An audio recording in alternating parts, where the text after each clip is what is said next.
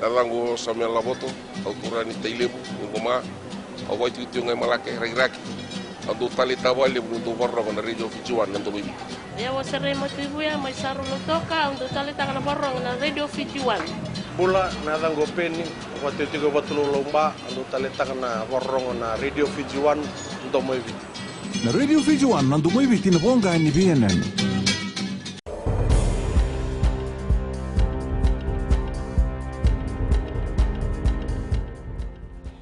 Nimbol binaka, sai go na bakaleleka.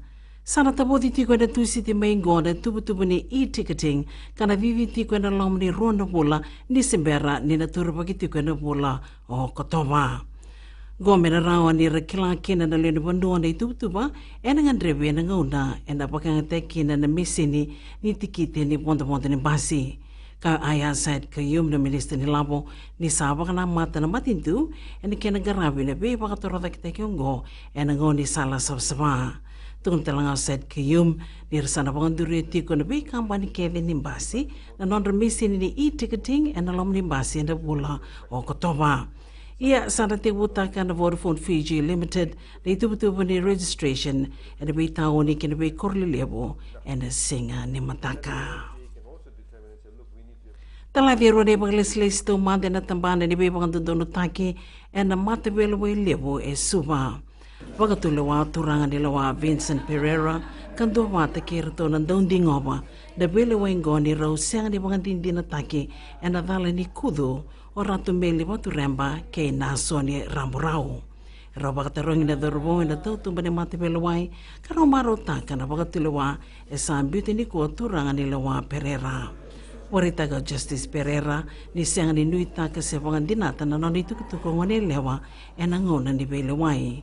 Kelka samta ke waturamba ke rambundrau ena non rukuto ngone lewa ke rosa wukono kada katalanga na tambana ni be bang don taki ayave tiko ena ronu dolo tinkelima na Suva Remand Center. Na Canada Lab in the Green Energy Biomass Plant may nabo esaya don mai. Salabate kena nonda veluta ke vite na voluti ni vesa ni rake.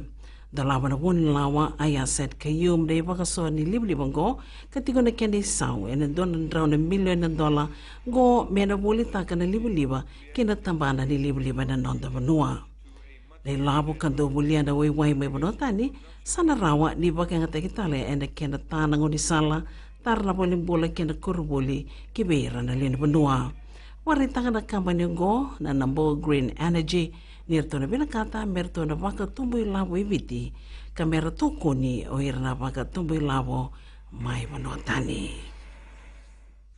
Kinigito, enasanga na tim ni Suba menatora may binandunga na ulo ni Dobe ni Bilo na HFC Bank Fair Brother ni Mataka. Dina nindrendre tiko mebang rukay na tim ni nandunga ena norto rara Erabangamboto Hernando Wangamure binaka na rakabi ni na rounding angao Suba ia ena sang ni rawa.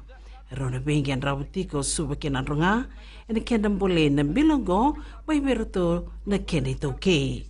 Warita ka John O'Connor na bunlewa ni FRU ni rounding ruka na tim ni Stallions. Kebaka ena wili ka mga binaka na tim ni Suba na ibang rounding nonroto gito-gito. Na tim ni Suba abangan rukay nandronga na rono dolotin karua ena rara na Churchill Park may lotoka. Sao ti binakang goy 5 na embaki kasabaro takitiko na tim ni Suba eso nandaong gito binaka. May dawi kere na paglalaki ni nondi tukutuku na kene kure rao niyo na rongoda ena Bull FM kena Radio Fiji 1. Di ba diyango binaka.